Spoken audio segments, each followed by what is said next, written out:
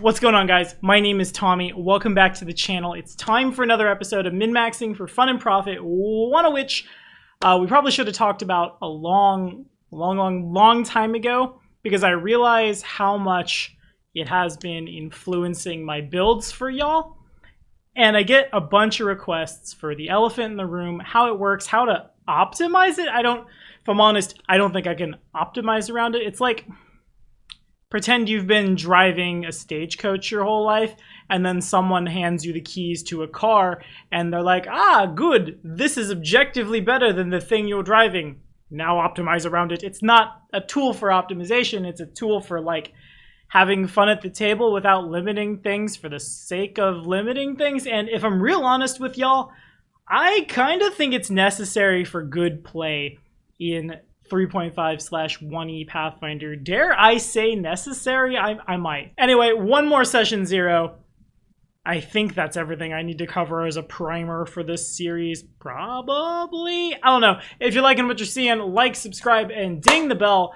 Alongside this video, we took the Rage Bred Everyone Attack It at Once build and updated that sheet, because some of the sheets are old and ugly. Remember that patronage at any tier gets you access to a Google Drive where all of our optimization builds, or at least a lot of them, I need to catch up on some of the old ones, TBH, are built upon, as well as a bunch of extra cool stuff. You can even come play these builds with me and all your friends. Anyway, today, this episode of Min-Maxing for Fun and Profit was brought to you in part by Alex W. Thanks for your support, buddy. Now, here we go.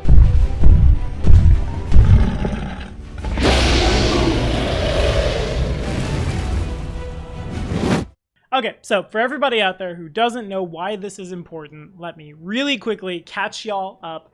I'm literally just going to use the quote that Elephant in the Room uses. Lots of folks will joke that it takes 3 feats to go to the bathroom in Pathfinder 1E/3.5, and that's kind of correct.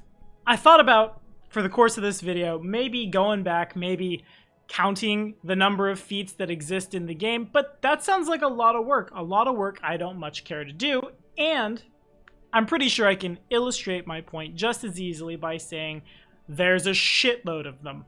Some of them are very good. Some of them we might even go as far as, on a class-by-class basis, to call staples. This coming from the guy who has altered a sheet that was a Scald that did not take lingering performance. In my defense, I guess I'll say I don't look at guides before I make these videos. I just kind of go with my gut, and I straight up didn't know that feat existed when I made that at the time, so maybe trade out an extra performance for lingering performance because it's net better. Anyway, speaking of guides, there are also feats that the internet will call yellow feats. They're good, but they're situational. You might need them once or twice, but you won't need them every day. And there's also feats that are just really bad. Feats that are traps, and what I mean by that, I guess, is feats that are really good on paper, but in practice just unplayable. And those can put your characters in really bad spots if you take them instead of what are considered the staple feats. That's not so great, because honestly, one of the coolest things about the older editions of TTRPGs is because there's so much stuff, you can build whatever in the heck you want. That degree of customization is in fact there. It's just a matter of getting the staple feats out of the way first. And a lot of times, builds and characters will not ever become realized because you're spending a lot of time just like, oh man, once I get to level 7 and get this feat, we're going ham. But your feats at 1st, 3rd, and 5th were staple feats to survive, or worse, prerequisite feats for the thing you were trying to do that have zero bearing on what it is your character is trying to do. Flash forward through that campaign, you get to level 6, the GM and the GM's friend decide, well, we're not friends anymore, somebody moves, somebody's work schedule changes, da-da-da-da-da. The campaign falls apart, and you spent a bunch of time not playing the thing you wanted to play. But also, let's consider you did. Let's consider that game ran all the way from 1 to 20. That very unlikely scenario. Like, let me put it into context for y'all. This is how many hours over the course of entirely Black Dragon gaming I have logged on Roll20. I have about 3 years worth of D&D at friends' houses, at tables, at game stores. Before that, I have no, that's not fair. I have twice Doomsday Dawn and one Homebrew played out all the way to level 20, starting at low level. It does not happen very often. But when it does, so many classes are still plagued by things that you need to get to advance as you go. Feats that if you take an improved variant of, a greater variant of, will continue to do the same thing, just a little bit better. And even then, you're still denying yourself the ability to late game without retraining, do anything different than that build you've already committed to, which can lead to the same things. You get bored of a character, you want to try a new thing, but you can't because you gotta have this feat in order to be considered optimized. The elephant in the room seeks to fix that, and I believe it very admirably does so in a couple of ways. Really, I'm just going to hit these one by one as they appear at the link that I will put in the description. There is a PDF out there, but it includes some stuff that's not necessarily elephant in the room, more just like general feats thrown together. First things first, we've replaced weapon focus with martial mastery, which applies to the entire weapon group, not just one specific weapon. I'm not sure how much this helps things, but it at least lets you be a little more customizable. For example, say you want to be really good with kukris, or you need weapon focus with a certain weapon before your style feat starts going off. Rather than weapon focus kukri, taking martial mastery would also get you weapon focus with the bayonet, broken back sax, butterfly knife, butterfly sword, chakram dagger, deerhorn knife, dog slicer, drow razor, dueling dagger, gladius, hungamunga, Kama, Katar, Karambit, Machete, Madu, Manopal, I don't even know what the hell that is, Pada, Quadrans, Rapier, Sapkang, Sawtooth Saber, Caesar, Short Sword, Sika, Sickle, Spiral Rapier, Star Knife, Sword Cane, Swordbreaker Dagger, Wakizashi, and War Razor. Now, are you trying to use all of those? Maybe not. If you're trying to run in double kukris and crit fish, a Star Knife might be the last thing on your mind, but at least it would give you that ability to pivot around a little bit. Maybe you'd like a Star Knife for the ability to throw something. Perhaps that Swordbreaker Dagger's +4 on combat maneuver checks to disarm or sunder bladed weapons looks good sometimes. The decision is yours, and it allows you that versatility instead of just, here's my deity's favorite weapon, here we go, to say nothing of like a War Priest. Next up, weapon finesse is gone, and the light weapons category is renamed to finesse weapons. Characters can choose to use either dex or strength to hit, no feat required. Finesse is now a weapon attribute like brace or trip. This goes a long way towards making my favorite style of play not taxed out to be that style of play. The lower a point buy goes in your adventures, the harder it is to justify a non-barbarian, non-fighter in the strength martial slot. Unchained monk, brawler, somebody with a d10 hit dice, it can be real hard to function in melee and low-level play, out-damaging monsters and also surviving if you have to be so multiple ability dependent, needing dexterity for armor class on something that's not proficient in heavy armor from jump. In that sense, I'm looking at the magi, the chained monks, chained rogues, bards, classes that are super fun to play, but just don't have as many tools to function out the gate. This goes a long way towards getting there. There's more I could say about this as we move forward. I'll probably put that all together as one thing. Anyway, moving forward, kind of right along that same being multiple ability dependent is sucky, agile maneuvers is just an automatic thing. If you're dexing with stuff, you're dexing when you're grappling as well, which is still kind of scary because you want your strength up if you're trying to grapple because your CMD will be bad. But for like dexy disarmy folks, pretty cool. Next up, probably the most important one, and the most important to the build we're about to talk about, combat expertise gone. It's just simply an option that you have if you have at least +1 BAB right alongside power attack. And here's where we run into staple territory, because power attack's super necessary for a lot of folks. If you want to keep your damage output scaling as you go, the math of the game seems to think that you'll have power attack. But if you don't have that 13 strength, if you don't have the feat, or would rather take something else because you'd like to qualify faster, like maybe butterfly sting, so let's take combat expertise instead, you miss out and could frankly lose your character in low level play to that decision. To say nothing of combat expertise needing 13 intelligence. Show of hands, fighters. Yeah, that's what I thought. Not a lot of you have that. I think it's very telling that swashbucklers can use their charisma, that there are many ways for folks to cheat the 13 intelligence prereq for this. Just knocking it out seems net better. Deadly aim falls in here too. If you've got the BAB, you can just do the thing. Next, deft and powerful maneuvers replace improved X. Deft maneuvers replaces improved trip, improved disarm, improved dirty trick, improved feint, improved reposition, and improved steal, rolling them all into one feat. In the case of powerful maneuvers, same idea, but it's bull rush, drag, overrun, and sunder. This one I feel like is a little more relevant than the others, because if you're trying to build the big angry sunder build, sometimes those feats will just fall off. Having the ability to also be good and not provoke against, say something like a tiger that you'd rather bull rush back, overrun over, things like that, it's just a little bit better. Honestly, I think trip could have landed in here, but oh well. Deft maneuvers, it might be very hard to trip a Drider. It might be very hard to disarm a tiger. Giving yourself these options just makes the game a little more accessible, and it makes a control martial, like, present. Something you can do. Next up, point blank shot.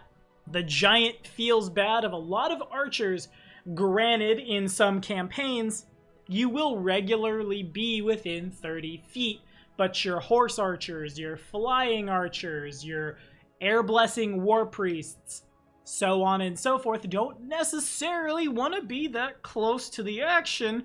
So while PBS is still cool, especially for like folks who are trying to throw things or folks who are regularly going to be inside 30 feet of stuff because you're inside a building, it's no longer a prereq for all the other stuff, and indeed the guide points out that precise shot is just net more important.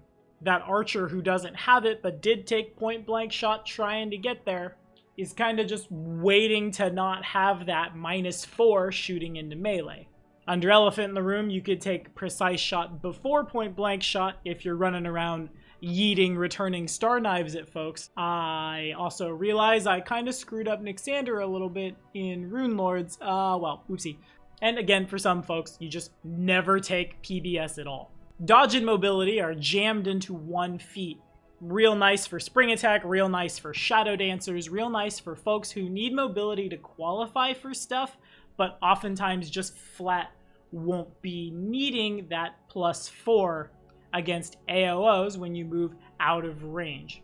Now, granted, I think mobility has its uses, and as a feat is pretty darn cool. Like, again, it just feels bad to have to take 2 feats to qualify to do a thing, and a lot of times mobility won't be important for folks, especially if you're gonna immediately grab spring attack and start soloing out single targets. Anyway, last but not least, 2-weapon fighting. The improved feat has merged with greater. Improved just auto ticks up into greater, and greater has the prereq of 2-weapon fighting, BAB 6, Dex 17. This is good. Now, before I point out what I do in my games, let's go to the example. I suppose also follow this card right up here. We'll talk about the Ragebred, who is built to use Butterfly Sting, 2-weapon fighting with like a couple kukris or effortless laced scimitars, run in, charge forward, proc a lot of crits, while also helping your friends charge as an immediate action. Battle Scion is dope. Getting that big everyone attack it at once energy, while also passing out other rage powers, while also passing out other teamwork feats. Come and get me on the whole squad is real cool. Anyway, the old version needed to take combat expertise for butterfly sting. Now, you don't even need it. That's super great, because I know there is one person who wanted to play this. What was your name? Hold on, I'm gonna shout you out. Andrew Blaze, the man who is gonna play this on 13 points. Oh man, it gets a lot easier to pull this off when you don't have to have 13 intelligence. You can prioritize your dexterity just a little higher than your strength, because again, that medium armor stuff. But strength is still important because, well, we're a Skald. We're buffing out everyone's strength, so we should optimize to swing with strength, then charisma, because it's our casting stat, then con so you don't die, then whiz so you don't get mind controlled. It's intelligence in the floor this time, instead of having to get it to 13 and just kind of sucking at damage in return for buffing out everybody else. On top of that, 2-weapon fighting now goes straight to greater and gets us an extra attack as we go, meaning an extra opportunity to charge in and proc a crit for whoever we didn't butterfly sting with our gore, basically. Now, let's talk about my homebrew. I suppose we'll call it the dragon in the room. Maybe I should make a PDF for this. Yeah, you know, y'all, I'll whip up a PDF. Give me like the summer to find the time to make it look real nice. I should probably post it somewhere just to make things a little easier. First, I think they had a really cool idea with 2-weapon fighting auto upgrading, but it still costs us 2 feats to do.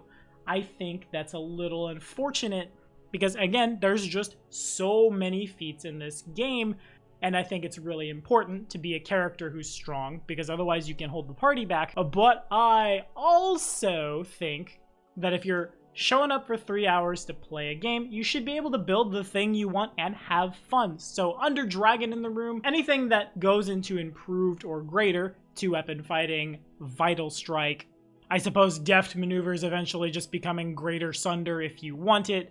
That might get real scary, but when someone has improved trip, improved disarm, but like the wizard still wins, so whatever. As soon as you qualify for 1 feat instead of 2 or hooey, 3. I think the same is also true for style feats. I take aesthetic style tax monk damage on a weapon kind of feels real bad. And again, that costs a lot of feats for folks, especially if you're trying to, like, master of many styles in, for example, Star Toss style and ascetic style. There we go. I think I pronounced that right. I've caught a lot of flack for that. I haven't had the spoons to reply to comments, but, like, I see you. I hear you. Damn it. That would cost you a bunch of feats, bonus feats aside. This frees it up to be able to do that other weird and crazy stuff. I also think if you can do dexterity to attack with a thing, you can automatically do damage with it, because having to pay gold to do that not only is a surefire way to indicate that you're gonna have a bad time up until you get that agile enchantment or rogue 3 or what have you, it also, again, costs you gold, which is a necessary resource, because without the big 6, follow this card, you're gonna be in harm's way. And in harm's way is fun. That's the thing we want to have happen to us in our campaigns. Sure, of course. But dying because we weren't fully statted out to do a thing and then we're in harm's way feels bad. Elephant in the Room, if you're into it. And I mean, there's a Hero Lab plugin for it. Or My Dragon in the Room can certainly go a long way towards helping folks pull that off. And you know what? Actually, I know I'm going to put this at the front of a playlist, but from like here forward, I'm going to go ahead and build using at least Elephant in the Room. I'm going to assume you have that. Dragon in the Room also helps with that training enchantment thing that we see me do all the time, because it frees up all those feats, meaning you can either put some other ones on the training enchantment or, again, just not spend the gold. Anyway, that's all the time we have for today. What do y'all think? I hope this was helpful. Let me know if you've used it, how you've used it, how it's panned out for you down below. We'll be back at it with more min-maxing for fun and profit next week. What's the video? Honestly, I'm not sure. I need to clean up the request channel because there's a lot of banter in there, and I've kind of lost some people's requests, so I want to make sure I'm getting them in order and super effective. Is it 3.5 stuff? Is it an Oridon? I'm not super sure, but we'll know next week. I'll see you next time.